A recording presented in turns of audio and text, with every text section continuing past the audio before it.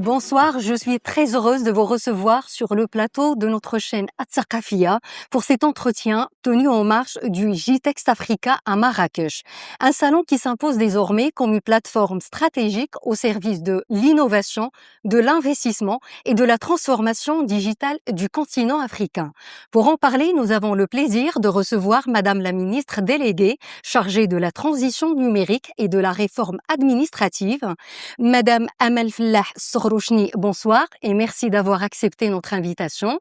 Merci beaucoup, madame. Madame la ministre, qu'est-ce qui fait la particularité de cette 4e édition du Gitext Africa Morocco? Alors, la 4e édition de Gitext Africa Morocco est une édition qui attire beaucoup plus de monde, beaucoup plus d'investisseurs, de nombreux pays qui n'étaient pas présents lors des autres éditions. On compte 11 pays qui viennent pour la première fois. On compte aussi 400 investisseurs qui viennent avec 350 milliards de dollars de capital actif et aussi une présence massive des startups, dont 300 que le ministère de la Transition numérique et de la réforme de l'administration accompagne à ce GITEX. Que nous avons 300 nouvelles entreprises start-up, plus aussi 40 projets qui ont émergé du programme Ramadania, qui sont aussi présents. Donc, ce qui caractérise cette édition, je dirais, c'est d'abord une présence très qualitative, de nouveaux partenaires, un engouement international, mais aussi une présence forte africaine, puisque nous avons plus de 18 ministres de délégations ministérielles et nous avons également plus d'une 50aine d'ambassadeurs présents sur site. Donc, ce sont 3 jours de foisonnement, d'innovation, de discussion, de débat. Il y a énormément de keynotes, énormément de panels. Nous avons aussi des conventions qui ont été signées de très très haut niveau. On aura peut-être le temps de revenir dessus. Donc voilà, c'est une édition un peu exceptionnelle au bout de 4 années de maturation. D'accord. Alors, Madame la ministre, on va remonter un petit peu le temps avec vous. Depuis que vous êtes à la tête du département de la transition numérique, vous pilotez la mise en œuvre de la stratégie Maroc Digital 2030 qui vise à accélérer la transformation numérique de l'administration et à renforcer l'inclusion digitale. Quels sont les principaux axes de cette stratégie? Alors, la stratégie Maroc Digital 2030, elle a 2 grandes questions à résoudre. La première, c'est l'économie numérique. Je pourrais revenir dessus après. Et la seconde, c'est la réforme de l'administration. Côté réforme de l'administration, il s'agit de simplifier les procédures d'un point de vue texte, mais aussi de les digitaliser et de les rendre accessibles justement pour une inclusion digitale. Aujourd'hui, Sa Majesté le Roi, que Dieu l'assiste, a insisté sur le fait qu'il faut un Maroc avec une vitesse uniforme, une seule vitesse. Il ne veut pas de Maroc à 2 vitesses. Et ça se traduit dans le fait de rapprocher l'administration, entre autres, dans le fait de rapprocher l'administration du citoyen. Donc, on voudrait que le citoyen marocain, quel que soit l'endroit où il habite, puisse avoir accès de façon égalitaire, équitable à tous les services administratifs. Et ça, c'est le rôle de notre ministère. Pour ce qui est de l'économie numérique, là, c'est une autre, ce sont d'autres travaux que nous menons. C'est comment faire en sorte qu'il y ait un retour sur investissement grâce au numérique. Et là, on a un certain nombre d'initiatives. Donc, on a une direction qui est chargée de l'émulation de l'écosystème numérique à travers de nombreuses initiatives comme la start-up marocaine, comme tout ce qui est venture building and capital building, qui sont des initiatives pour capitalistiques, entre autres, Pour soutenir, pour soutenir la start-up ou pour soutenir les investisseurs dans la start-up. Et à côté de cela, nous avons une offre très très importante qui est l'offshoring. Vous savez, aujourd'hui, tarhil khadamat, comme on dit, ou l'offshoring, c'est un c'est un pan très important de l'économie numérique puisque en 2024, fin 2024, nous étions à plus de 26 milliards de dirhams Mmh. d'export au niveau du numérique, de produits numériques. Donc c'est un secteur qui est très important pour l'économie numérique, tout aussi bien que le secteur de la PME tech, de la start-up, de l'innovation en général.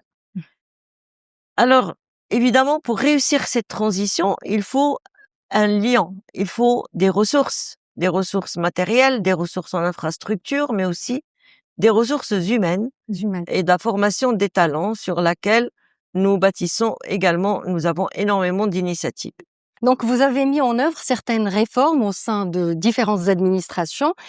Heu et pour que, par exemple, le citoyen donc puisse bénéficier des services, qui ont été mis en œuvre, madame la ministre, les citoyens ne sont-ils pas tous armés pour utiliser les outils numériques?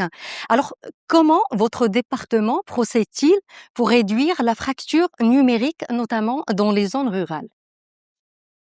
Alors, c'est une excellente question parce que nous, d'abord, on commence par le commencement, en digital. On simplifie, on digitalise, on met en ligne. On a un site, idarati.ma, dans lequel on va mettre toutes les nouveautés, toutes les procédures simplifiées, tous les parcours, etc. Et on va les exposer aux citoyens. Après se pose la question, donc ça, on essaie de le faire avec un rythme très soutenu, Mmh. on avance très bien, on est à plus de 30% de la digitalisation des procédures et un peu plus en termes de simplification des procédures. Ensuite vient la question du citoyen qui Mmh. est en déficience digitale. Moi, j'appelle ça de la déficience digitale. Soit il a pas de connectivité, soit il ne sait pas utiliser, soit il a pas de machine, soit il ne sait pas l'utiliser ou il ne sait pas interagir avec le numérique. Et donc là, il faut trouver d'autres solutions, comme par exemple les relais numériques qui vont être déployés dans les postes pour accueillir les personnes qui peuvent pas accéder toutes seules, qui ne peuvent pas imprimer chez elles, qui n'ont pas la connectivité, etc. Donc les relais numériques viennent compenser ce manque de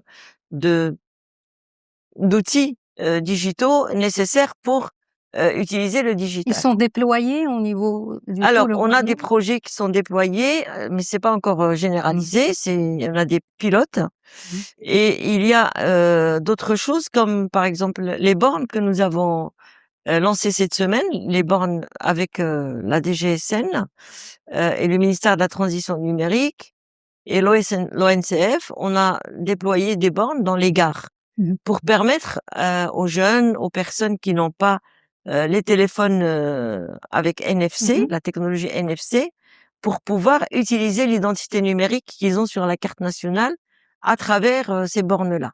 Donc ça va aussi rapprocher. Par exemple, un jeune qui a un pass jeune, Mmh. il a une carte à puce et il veut accéder à un service Mmh. à partir de son téléphone. Si son téléphone n'est pas NFC, il peut pas. Donc il va se rendre à la gare et il va utiliser la borne qui est dans la gare pour pouvoir le faire. Donc ça, c'est des choses qui sont aujourd'hui déployées dans quelques gares à Tanger, à Agadir, à Rabat, etc. Et l'objectif, là aussi, c'est de tester. Heu, Nous, on peut avoir des très beaux projets numériques, mais on veut savoir Leur efficience. si les Mmh. usages vont suivre. Pour ça, on est obligé de déployer des pilotes, des sites pilotes, et puis ensuite à partir de là, on dit voilà, c'est des bornes qui vont être utilisées, quels sont par exemple, on sait que les gares sont très fréquentées. Maintenant, si Mmh. on veut les déployer dans les malls, est-ce que ça va être utilisé de la même façon? Mmh. Donc ça, c'est des études de terrain qui vont nous permettre d'ajuster D'ajuster l'offre. l'offre. D'accord. Mais en tous les cas, il y a une réflexion sur le besoin Du d'accompagner le citoyen. citoyen dans le recours Ouais, aisé et généralisé au ouais. digital. Et pour, renforcer l'inclusion donc digitale, au Exactement. niveau de tout le Alors, Maroc. par exemple, dans les services digitalisés, nous mettons des chatbots pour Mmh. expliquer les choses. Parce qu'il y a des personnes qui savent pas lire et écrire. Mmh. Et donc, elles peuvent parler à l'application et l'application répond oralement, En dialecte en marocain. dialecte marocain. On D'accord. travaille sur le dialecte, oui. D'accord, merci Madame la Ministre pour ces précisions. Alors le Maroc s'impose aujourd'hui comme un hub technologique majeur, donc avec un secteur numérique qui mobilise près de 150 000 emplois. Madame la Ministre, l'arsenal législatif actuel est-il suffisamment adapté pour accompagner donc cette dynamique en croissance? Alors, aujourd'hui, l'arsenal juridique, doit, s'améliorer sur 2 choses, sur les moyens de financement du numérique, Mhm. et des financements des startups. Clairement, on a une loi qui est en gestation sur ça, l'autre chose, c'est que ce numérique, il a beaucoup évolué en 10 ans. Mhm. Et donc, il y a des lois qui doivent s'adapter, ou alors il faut réimaginer la loi du digital. Et depuis le mois de mars dernier, nous avons commencé à travailler entre mars et octobre sur une nouvelle loi du digital que nous avons appelée la loi X.0, que nous avons transmise au secrétariat général du gouvernement, qui a passé déjà plusieurs phases. Une fois validée au niveau du gouvernement, elle passera en Parlement et on croise les doigts pour que ça passe dans cette session parlementaire qui s'annonce. Cette loi, qu'est-ce qu'elle a de nouveau? Bon, elle inclut la digitalisation des services, Mhm. enfin les lois sur la digitalisation des services, les recours des citoyens par rapport à des manquements éventuels. Euh, S'il y a une erreur dans la digitalisation, comment est-ce que le citoyen peut avoir recours pour corriger les délais aussi, mais de façon encore plus générale, dans cette loi, nous incluons le cloud, nous Oui. incluons l'intelligence artificielle, nous incluons les données ouvertes, Mhm. Les etc. infrastructures numériques. Donc, c'est vraiment Mhm. tout le numérique D'accord. dans une même loi avec les bonnes interfaces avec les autres lois. Par exemple, sur la cybersécurité, Mhm. on va pas s'approprier la loi sur la cybersécurité, mais on va interagir. D'ailleurs, ce que j'ai oublié de dire au début, Mhm. c'est que cette loi du digital, elle a été conçue par 4 partenaires: le ministère de la Transition numérique, la DGSCC qui s'occupe de la La cybersécurité au Maroc, cybersécurité. Oui. la CNDP pour la protection, pour la privacy et la protection des données à caractère personnel, et la DGSN Mhm. qui délivre l'identité numérique. C'est elle qui a la carte nationale à puce. Donc tout ce qu'on a fait, on l'a fait. Le noyau dur, c'était ces 4 administrations, et on l'a fait en concertation avec tous les autres secteurs, la santé, l'éducation. On a fait des auditions avec tous les autres secteurs. Je vous parle d'une quarantaine de conclaves entre le mois de mars et octobre. On a mis vraiment le turbo pour pouvoir Mhm. la sortir au mois d'octobre, pour la déposer afin qu'elle puisse. Vous savez, il y a un temps administratif qui est incompressible, et donc on a tout fait pour que cette loi voie le jour lors de ce mandat. Il y aura des campagnes de communication dans cette optique-là? Ben, une fois qu'elle est passée, Mhm. oui, bien sûr, on ira expliquer. De toute façon, pour qu'elle soit applicable, il faut qu'elle soit explicable. D'accord. C'est un prérequis. Donc, elle ne change pas complètement le digital, Oui. mais elle a des incidences assez importantes sur la manière d'architecturer le digital. Mmh. Et aussi, si vous voulez parler on a 2 principes qui reviennent de façon Mmh. systématique dans tout ce qu'on fait. C'est la privacy by design Mmh. et la sécurité by design. On veut un digital marocain de confiance. D'accord. On veut que les citoyens, ils aient pas peur d'interagir. On veut que les administrations n'aient pas peur d'adopter le digital, et pour cela, il faut qu'on mette Mmh. tous les garde-fous nécessaires pour ça. D'accord. Alors, Madame la Ministre, au-delà du cadre institutionnel, cette dynamique repose aussi sur la vitalité de l'écosystème entrepreneurial. Le cycle de vie d'une start-up, par exemple, nécessite un accompagnement complet. Quel bilan faites-vous aujourd'hui des dispositifs mis en place pour soutenir les jeunes entrepreneurs marocains? Alors, lorsque j'ai parlé de VB et Mmh. VC, ce sont 2 dispositifs majeurs, hein, qui mobilisent, rien qu'au niveau ministère, 1,3 Milliards. milliard de dirhams. Donc c'est très Mmh. important. Évidemment, on ne couvre pas toutes les startups. On prend les startups qui ont le plus de chances de réussir. Mais aujourd'hui, la législation aussi, le code des marchés publics, toutes ces choses-là, on est en train de travailler dessus pour faciliter la vie à la start-up marocaine. Évidemment, je pense que il faudrait peut-être augmenter les financements. Il faudrait, mais vous savez, c'est un petit peu, ça se co-construit. C'est-à-dire, plus on voit qu'il y a une demande, plus on augmente les budgets. Et plus on augmente les budgets, plus on crée de la demande, et ainsi de suite. Donc ça va se réguler. Oui. Oui, c'est une question de balance qui va se réguler avec le temps. Tout ça, c'est très récent, hein. La start-up marocaine, lorsque moi je suis arrivée, il y avait 100. L'année dernière, j'en ai accompagné 200. Cette année, on est à 300. Lundi dernier, j'ai annoncé 1000. Bon, peut-être pas pour 2027, hein. On verra, mais l'idée, c'est de monter crescendo en fonction des besoins, en fonction des demandes. On accompagne ces start-up à l'international. On les a accompagnés à Vivatech en France, on les a accompagnés au Web Summit 2 fois. À travers le JTEX. Le JTEX, c'est toute la tech qui est à leurs pieds, hein, qui vient. Le monde entier est là. Les big tech, les investisseurs, les gens qui veulent aussi faire des deals. Tout le monde est là, hein, vraiment. Moi, je pense que cette édition, elle est vraiment exceptionnelle dans ce sens. Et donc, ramener le monde de la tech au Maroc, à Marrakech, pendant presque une semaine, 4 jours, créer des deals, permettre aussi, vous savez, parfois, il faut aussi voir ce que font les autres, hein, pour s'en inspirer, pour échanger. Tout ça, c'est autant de dispositifs pour la start-up marocaine, et pas que, et pour la PME. Il y a tout un village là, de la PME tech. Donc aujourd'hui, il n'y a pas beaucoup de pays qui font ça, hein, chez eux. Bien sûr. Alors, nous avons vu que le positionnement du Maroc dépasse désormais le cadre national pour s'inscrire à l'échelle du continent face aux grandes puissances technologiques, notamment américaines, chinoises et européennes. Peut-on envisager une troisième voie où le Maroc s'imposerait comme un leader et partenaire technologique de référence pour l'Afrique? Oui, vous prêchez une convaincue, c'était le titre de mon discours d'ouverture. C'est comment le pari technologique du Maroc pour une troisième voie.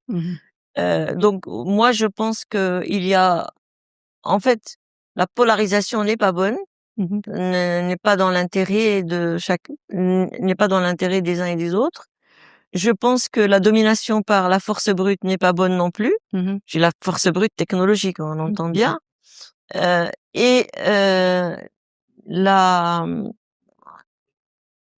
Parce qu'en fait, ce que cherche à faire le Maroc, le pari technologique qu'on fait, c'est qu'on peut créer de la valeur avec des ressources, les ressources que nous avons, qui sont nécessairement limitées par rapport à des grandes puissances mondiales, mais qui peuvent travailler sur des niches technologiques. Et pourquoi on a besoin de travailler sur des niches? Parce qu'on a des problèmes qui sont pas les problèmes de la planète. On veut résoudre d'abord les problèmes du Maroc et ensuite de notre environnement, la région, c'est-à-dire l'Afrique, le Moyen-Orient, etc.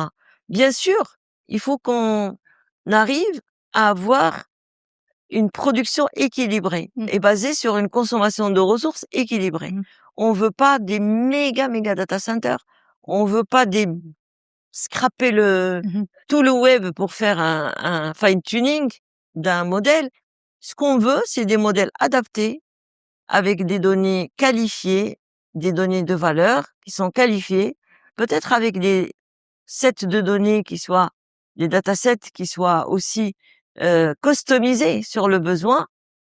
Et surtout, on veut une IA qui est orientée citoyen. Donc, vous prônez un modèle numérique proprement marocain, qui répond aux besoins du Maroc et même de l'Afrique. C'est-à-dire, il ne faut pas qu'on copie, par exemple, ce qui se fait ailleurs ou bien les modèles qui sont... Ce qui se fait ailleurs nous intéresse, mais on doit l'adapter à nos besoins. Et ce que je prône, c'est surtout de nouvelles coalitions dans le domaine du numérique. C'est-à-dire, il y a des gens avec lesquels on s'entend très bien. Il y a des pays sur lesquels nous sommes alignés sur certains aspects et sur pas d'autres. Il y a aujourd'hui, on doit trouver notre voie. C'est la troisième voie dont je parle, qui cherche à faire de l'IA Mmh mh. responsable, de l'IA de confiance, mais sur des données marocaines, avec des modèles marocains customisés sur des besoins marocains. Mmh mh. Je vous donne un exemple. Mmh. Vous prenez n'importe quel langage LLM qui est fabriqué ailleurs, ce langage, il va, d'abord, il a été fait pour des langues latines. Mmh mh. Je parle pas de DeepSeek, je parle des autres. C'est des langues latines. Les modèles mêmes sont, customisés sur des Mmh. structures latines. Lorsque vous passez à l'arabe ou à Darija, Mmh. vous avez d'autres modèles. D'autres modèles. Et donc, il vous faut créer un nouveau modèle. Vous ne pouvez pas tordre le cou à un modèle qui a été fait pour autre chose, Mmh mh. juste pour rentrer l'arabe ou le darija dedans. Mmh mh. Donc, ce qui s'est fait ailleurs nous intéresse et nous inspire, Mmh mh. mais nous oblige à être au plus près des besoins des langues que nous manipulons. C'est un langage. C'est un exemple. Vous prenez les pathologies. Les pathologies africaines ne sont pas répandues au Canada, Mmh mh. ni aux États-Unis, ni dans Mmh. l'Europe du Nord. On a des pathologies spécifiques. On a des maladies spécifiques. On a des plantes Mmh spécifiques. mh. Donc, il faut qu'on trouve des algorithmes qui répondent Qui à des répond. besoins spécifiques. Mais le spécifique, c'est pas forcément le patelin Mmh mh. ou la ville ou le pays. Ça peut être la région. Et c'est pas des coalitions qui vont se former ad vitam aeternam. Il faut que ce soit opportuniste. On travaille sur la santé avec tel groupe. Mmh mh. On travaille sur les langues avec un autre groupe et ainsi de suite. Donc, nous sommes dirigés par les besoins, par les valeurs et par la responsabilité, par l'éthique. Et donc, c'est ça le nouveau modèle marocain qui va porter cette voix africaine, arabo-africaine, parce que nous avons reçu euh, du PNUD, donc le Programme des Nations Unies pour le développement, euh, disons une distinction pour être un hub digital arabo-africain que Bravo. nous avons signé au mois de septembre dernier. Et donc, ce hub qui porte le nom de D4SD, vous allez le voir, il y a un stand ici. Euh, on a plusieurs initiatives. Par exemple, comment aider les autres pays africains à adopter l'intelligence artificielle. On a une longueur d'avance, on fait profiter les autres pays de cette longueur d'avance, mais ça peut aussi créer un marché pour nos entreprises. Nos entreprises peuvent exporter des outils technologiques en Afrique et ce n'est pas théorique. Ça existe déjà. On a déjà des startups qui s'exportent. On a des PME tech qui Mmh mh. s'exportent. On a, juste hier, j'ai signé une convention avec un ministre africain pour former des civilian servants, des fonctionnaires de son pays. On peut former, on peut aider à développer, on peut aider à produire. Et donc, notre rôle, si on veut, leader, c'est leader sur les projets, c'est leader sur les innovations, c'est leader sur le soft power. Mmh mh. C'est ça qui fait du Maroc aujourd'hui. C'est pour ça que vous voyez autant de gens qui viennent de partout au Maroc. C'est parce qu'on est crédible. Mmh mh. On est crédible sur notre politique, on est crédible sur notre sensibilité et on est crédible sur notre technicité. On est bon techniquement. Et ça, les gens le savent. On a de très bons talents au Maroc. On a des jeunes qui produisent des merveilles et on a des startups et on a des innovations. En voulez-vous, en voilà. La seule chose qui manque aujourd'hui au Maroc, ce sont les investissements. Mmh. Et on fait tout pour faire venir des investisseurs, mais on voudrait aussi des investissements marocains et on est en train d'y travailler. D'accord. Alors madame, la ministre, donc abordons, maintenant un autre aspect, sachant que le numérique transforme aujourd'hui tous les secteurs. Dans ce contexte, est-ce que la culture s'intègre-t-elle pleinement dans ces dynamiques digitales? Oui, tout à fait. Alors d'ailleurs, lors des assises nationales que nous avons organisées 1er de juillet dernier, les assises nationales de l'intelligence artificielle, nous avions tout un secteur dédié à l'art et à la culture. Et aujourd'hui, l'intelligence artificielle disrupte Mmh mh. beaucoup l'art et la culture. Vous savez, aujourd'hui, vous avez des outils qui peuvent dessiner, des outils qui peuvent créer, des outils à telle enseigne qu'on se pose la question de la propriété intellectuelle des œuvres de l'intelligence artificielle. Blockchain. Oui, alors par exemple en Australie, une IA qui crée, elle peut avoir la propriété intellectuelle de sa création. En Europe, une IA qui crée, euh, elle n'a pas la propriété intellectuelle, c'est le créateur de l'IA qui a la propriété intellectuelle. Donc, bon, juste pour dire que on peut bénéficier beaucoup de l'intelligence artificielle dans le domaine culturel et artistique. Alors maintenant, ça questionne beaucoup sur, parce que c'était un peu le bastion de l'humanité. On disait, la technologie peut faire beaucoup de choses, mais elle pourra pas créer. Mais bon, c'est un bastion qui est tombé. Et aujourd'hui, les toiles créées par l'intelligence artificielle se vendent à des milliards de dollars. Et donc la question c'est, heu, qui de la créativité humaine face à cette créativité massive Mmh. de l'intelligence artificielle? Ça, moi, j'ai pas de réponse. J'ai juste des interrogations. Je pense que l'art, heu, à titre personnel, que l'art et la créativité, c'est en fait, tout dépend de ce que ça évoque chez vous comme sentiment, Mmh. comme, émotion. Après, peu importe qui l'a fait.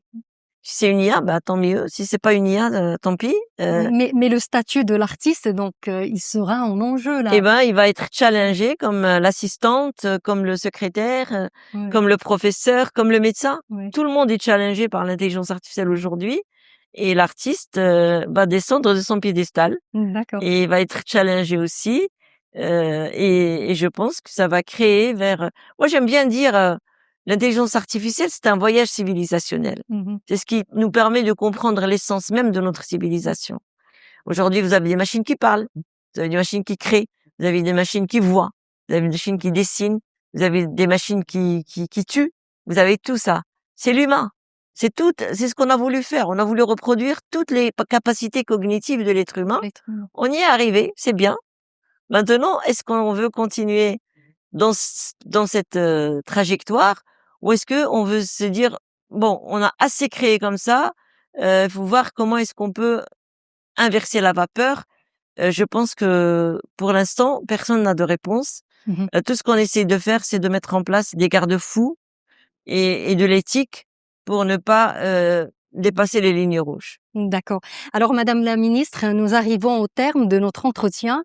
Merci infiniment pour cet éclairage sur les enjeux stratégiques du numérique au Maroc, donc entre souveraineté, innovation et inclusion. Merci beaucoup madame. Merci à vous également qui avez suivi cet entretien. Je vous souhaite une excellente suite de programmes sur notre chaîne Atsakafia.